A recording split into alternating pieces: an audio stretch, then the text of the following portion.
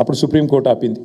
అట్లాగే ఈరోజు same thing 9,292 ఎకరాల పారిశ్రామిక భూముల మీద కన్నేసి రేవంత్ రెడ్డి గారు ఆయన ప్రభుత్వం ఇవాళ Hyderabad industrial lands transformation policy అనే పేరిట భూములను కొల్లగొట్టే కుంభకోణానికి తెరలేపిండు. ఇక్కడ సింపుల్గా నేను చెప్పే లెక్క మళ్ళొకసారి అర్థం చేసుకోండి. ఈ 9,292 ఎకరాలు మొత్తం కూడా ప్రభుత్వ భూమి. ప్రభుత్వం పారిశ్రామికవేత్తలకు మీరు పరిశ్రమ పెట్టండి అని ఇచ్చిన భూమి. అడ్డికి పావు షేరు అంటే మార్కెట్ విలువ రూపాయి అయితే 10 పైసలకో రూపాయికో రూపాయల 1 పైసకో ఇచ్చిన భూమి ఇది. ఇవాళ భూమి విలువ పెరిగింది, 10 రెట్లు పెరిగింది, 100 రెట్లు పెరిగింది, 1000 రెట్లు పెరిగింది. పెరిగిన ఆ భూమి విలువను, పెరిగిన ఆ భూములను ఇవాళ ఏటీఎంగా దాన్ని పేటీఎంగా మార్చుకునే ప్రయత్నమే రేవంత్ రెడ్డి గారు చేస్తూ ఉన్నారు. అంటే 4.5 లక్షల కోట్ల విలువైన భూమిని ఇవాళ కొల్లగొట్టి దానికి ఇవాళ పెట్టిన స్కీమ్ కూడా మీరు చూడండి, పాలసీ ఎట్లా పెట్టినా కూడా నేను చెప్తాను మీకు. అంటే ఈ స్కామ్ అర్థం కావాలంటే మీరు కొద్దిగా చరిత్రలోకి పోవాలి. 50-60 ఏళ్ళ కింది నుంచి హైదరాబాద్ చుట్టూతా ఎంసీహెచ్ ఉన్నప్పుడు భూములు కేటాయిస్తూ పోయినాయి ప్రభుత్వాలు. ఇప్పుడు నేను చెప్పిన పారిశ్రామిక వాడలు మల్లాపూర్ కానీ, చెర్లపల్లి కానీ, నాచారం కానీ, జీడిమెట్ల కానీ, బాల్నగర్ కానీ, అట్లాగే ఆజామాబాద్ కానీ ఇక్కడ భూములు కేటాయింపులు చేస్తూ పోయినారు. అందులోకెళ్ళి వచ్చినాయి ఇవన్నీ కూడా. మౌలాలి, తర్వాత కుషాయిగూడ, కాటేదాన్, ఇవన్నీ కూడా అందులోకెళ్ళి వచ్చినాయి. చందులాల్ బిరాదరి చుట్టూ వచ్చిన పారిశ్రామిక వాడలు. ఇప్పుడు ఏమైంది, సిటీ పెరుగుతూ పోయింది. ఇవన్నీ సిటీ మధ్యలోకి వచ్చినాయి, భూముల విలువలు పెరిగిపోయినాయి.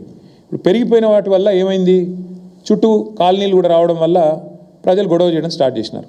మరి మా చుట్టూ కాలనీలు వచ్చినాయి, మధ్యలో కాలుష్యం ఉంది. ఇప్పుడు బాచుపల్లి వాళ్ళు కూడా గొడవ చేస్తూ ఉన్నారు కాలుష్యం వస్తుంది అని. దానికి 2013లో అప్పుడున్న కాంగ్రెస్ ప్రభుత్వం ఒక జీవో తెచ్చింది, జీవో నెంబర్ 20, కిరణ్ కుమార్ రెడ్డి గారి ప్రభుత్వం. ఏమై జీవో నెంబర్ 20 ఉద్దేశము ఏమని అంటే, మీరు ఓఆర్ఆర్ లోపల ఉండే కాలుష్యకారక పరిశ్రమలు, పొల్యూటింగ్ ఇండస్ట్రీస్ని బయటికి తరలించాలి అనేది ఆ జీవో సారాంశం. మా ప్రభుత్వం ఉన్నప్పుడు మేము కూడా ప్రయత్నం చేశాం. ఇన్ఫ్యాక్ట్ ఫార్మాసిటీ పెడదామనుకునే దానికి మెయిన్ కారణమే ఇది. ఫార్మా ఇండస్ట్రీ ఏదైతే జీడిమెట్లలో, అట్లాగే మల్లాపూర్లో, నాచారంలో, ఇతర ప్రాంతాల్లో ఉన్నదో వీళ్ళందరినీ కూడా అవసరమైతే ఓఆర్ఆర్ బయటికి ఒకటే ప్రాంతానికి తరలించి ఒకటే చోట 19,000 ఎకరాల్లో మేము ఫార్మాసిటీ పెట్టాలనుకునే దానికి మెయిన్ ఉద్దేశమే ఇది. ఎందుకంటే ఈ ప్రాంతం అంతా కూడా కాలుష్య బారిన పడకుండా, ఇంకోటి ఇబ్బంది పడకుండా. సరే, ఇవాళ దానికి ఫ్యూచర్ సిటీ అనే పేరు పెట్టి అక్కడ కూడా రియల్ ఎస్టేట్ బ్రోకర్ పనిచేస్తూ ఉన్నారు ముఖ్యమంత్రి గారు. ఇప్పుడు మేమేమంటున్నామంటే, ఇందులో చాలా భూములు, ఇప్పుడు ఆజామాబాద్ ఇండస్ట్రియల్ ఏరియా ఉంది ఉదాహరణకు మీకు చెప్తా ఉన్నాం. మేము కూడా గతంలో ప్రయత్నం చేసినాం, మేము చేయలేదని కాదు. మేమేం ప్రయత్నం చేసినాము, ఇప్పుడు ఆ ఉదాహరణకి ఆజామాబాద్లో ఆనాడు 40 ఏళ్ళ కిందట, 50 ఏళ్ళ కిందట వద్దిరాజు రవిచంద్ర గారికి గవర్నమెంట్ ఒక 5 ఎకరాలు స్థలం ఇచ్చింది అనుకోండి. ఆయనకి ఎంతకో అంతకి ఇచ్చింటాం అప్పట్లో ఉన్న గవర్నమెంట్.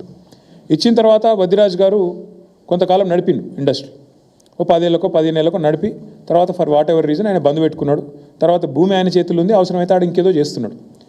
మేమేం పెట్టినామంటే గతంలో మేము కూడా దీన్ని ఇట్లాంటి ల్యాండ్స్ని ఏం చేయాలి అని ఆలోచించి, ఇంకో ఇది ఆనాడు 2022 సెప్టెంబర్లో ఆనాడు మేము తెచ్చిన చట్టం, ఆజామాబాద్ ఇండస్ట్రియల్ ల్యాండ్స్ని రెగ్యులరైజ్ చేస్తూ తెచ్చిన చట్టం.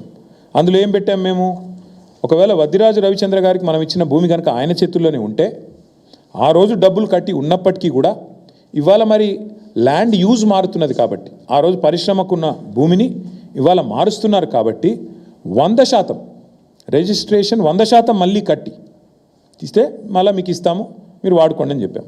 లేదు, కొంతమంది ఏం చేస్తారు, వద్దిరాజు రవిచంద్ర గారికి ఇచ్చింది, ఆయన ఏం చేసి ఉంటాడు, ల్యాండ్ 15 ఏళ్ళకో అవసరం పడి అమ్ముకుంటాడు. గంగుల కమలాకర్ గారికి అమ్ముకున్నాడు అనుకోండి. ఇప్పుడు గంగుల కమలాకర్ గారి చేతిలో ఉందనుకో ఆ భూమి, ఎగ్జాంపుల్ చెప్తున్నా, మీరు సీరియస్ తీసుకున్నారు.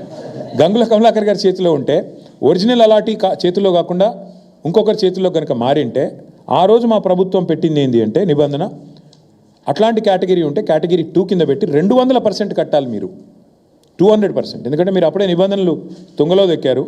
రవిచంద్ర గారికి ఇస్తే రవిచంద్ర గారు నడపకుండా ఇంకొకరికి అమ్ముకున్నాడు, ప్రభుత్వ భూమి హక్కు లేకపోయినా అమ్ముకున్నాడు, ఆయన కొనుక్కున్నాడు. కాబట్టి 200% అని పెట్టినాం. ఈరోజు వీళ్ళు ఏం చేస్తున్నారు ఎరికేనా మీకు, ఎంత టూ మచ్ అంటే, కేసీఆర్ ప్రభుత్వం వచ్చినాక మీకు తెలుసు, హైదరాబాద్ నగరంలో కాదు మొత్తం తెలంగాణలో భూముల ధరలకు రెక్కలు వచ్చినాయి. 5 లక్షలు కూడా పలకని భూమి ఒక్కొక్క కాడ 50 లక్షలకు పోయింది. 10 రెట్లు, 20 రెట్లు, 30 రెట్లు పెరిగిన భూములు ఎన్నో ఉన్నాయి తెలంగాణ వ్యాప్తంగా. ఆదిలాబాదు, నారాయణఖేడు, ఈ మూల ఆ మూలని కాదు, అలంపూరు, గద్వాల, అంతటా భూముల ధరలు పెరిగినాయి. ఇవాళ రేవంత్ రెడ్డి గారు ఏం చేస్తున్నారంటే, ఆయన ప్రభుత్వం ఏం ఆలోచన, ఎంత పెద్ద కుంభకోణం అంటే ఇదేం పాలసీ అంటే తెలుసా మీకు, ఈ 9,292 ఎకరాలు వీళ్ళు ఏం చేస్తారట అంటే, మా గవర్నమెంట్లో మేమున్నప్పుడేమో 100% SRO రేట్ చెల్లించాలా ఒరిజినల్ అలాటీ చేతిలో ఉంటే, ఒరిజినల్ అలాటీ చేతిలో కాకుండా ఇంకోరి చేతికి పోతే 200% అని పెడితే, రేవంత్ రెడ్డి ఏమంటున్నాడు, కేవలం అప్లికేషన్ పెట్టుకుంటే వారం రోజులనే పర్మిషన్ ఇస్తారట.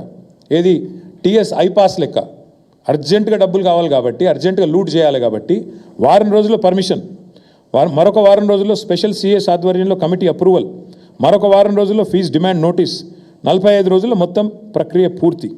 అన్నింటికి మించిన హైలైట్ ఏంటంటే 100% 200% నిబంధన మనం పెడితే మన కేసీఆర్ గవర్నమెంట్లో 30% కడితే చాలంట. ఎంత హైలైట్ అంటే 30% చాలంటే, ఏది 30% SRO విలువ. ఉదాహరణకి మీకు ఎగ్జాంపుల్ చెప్తాను. అజామాబాద్లో ప్రస్తుతం SRO విలువ, SRO వాల్యుయేషన్ 32,000 రూపాయలు ఉంది. కానీ అక్కడ మార్కెట్లో 150,000 ఉంటుంది. యాజ్ ఇట్ ఈస్ 5 రెట్ల తేడా ఉంటుంది. బాలానగర్లో 45,000 ఉంది, కానీ బయట మార్కెట్లో 2 లక్షలు ఉంటుంది. జీడిమెట్లలో 32,000, 12,000 నుంచి 32,000 ఉంది. మార్కెట్ వాల్యూ దగ్గర దగ్గర 1,00,000 ఉంది. నాచారంలో 2,300 రూపాయల నుంచి 37,000 దాకా ఉంది. మార్కెట్ వాల్యూ 1,00,000 ఉంది గజం నేను చెప్పేది. చెర్లపల్లిలో 10,000 ఉంది గజం SRO ప్రకారం. మార్కెట్ వాల్యూ కనీసం 75,000-80,000 ఉంటుంది. మల్లాపూర్లో కేవలం 8,400 ఉంది SRO వాల్యుయేషన్. మార్కెట్ వాల్యూ కనీసం 70,000-75,000 ఉంటుంది. ఇప్పుడు వాళ్ళు చెప్పే, రేవంత్ రెడ్డి చెప్పే లెక్క ఏంటంటే, చెర్లపల్లిలో నీకు ఇండస్ట్రీ ఉందనుకో, మార్కెట్ వాల్యూ అక్కడ 1,00,000 ఉన్నప్పటికీ SRO వాల్యూ 10,000 ఉంటే రేవంత్ రెడ్డి గారు ఏమంటున్నారు, మీరు అందులో 3,000 కడితే చాలంట, మీకు ఇచ్చేస్తాం 45 రోజుల్లో. ఇంకా హైలైట్ చెప్తాను మీకు.